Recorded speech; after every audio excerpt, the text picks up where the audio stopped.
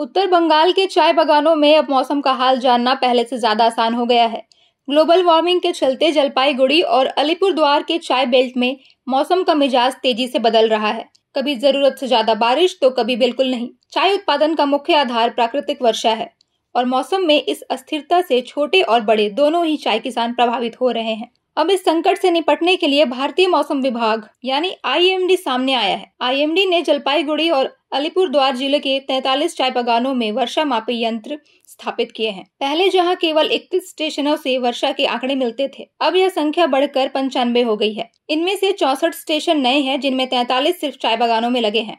इस पहल का उद्देश्य सिर्फ चाय उद्योग की मदद करना नहीं है, बल्कि भारत भूटान सीमा क्षेत्र में बारिश की जानकारी जुटाकर उत्तर बंगाल की नदियों में पानी के प्रवाह का पूर्वानुमान लगाना भी है। सिर्फ सरकारी प्रयास ही नहीं, निजी संचार एजेंसियां भी आगे आ रही हैं, छोटे चाय किसानों को रियल टाइम मौसम अपडेट देने के लिए। उत्तर बंगाल के लघु चाय किसान संगठन के अध्यक्ष विजय गोपाल चक्रवर्ती कहते हैं, हमें उम्मीद है कि ये स्टेशन चाय के उत्पादन और गुणवत्ता दोनों को बेहतर बनाएंगे।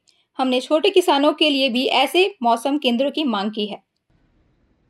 इंडियन मेट्रोलॉजिकल डिपार्टमेंट থেকে যেই বিভিন্ন কি বলে বড় বাগানে জলবায়ুর পরিবর্তনের স্বার্থে যে মেশিনগুলো বসানো হয়েছে তা থেকে চা শিল্প কিন্তু প্রভূতভাবে তারা সাহায্য পাচ্ছে এবং এই ধরনের উদ্যোগকে আমরা স্বাগত জানাই।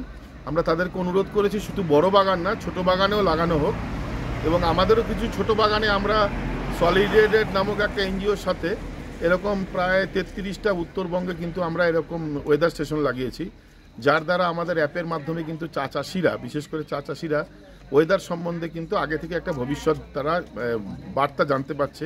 তার ফলে কখন কোন পোকা মারা হবে, কখন কোন ওষুধ মারা হবে সেটা আমরা ভালো মতো করতে পারছি।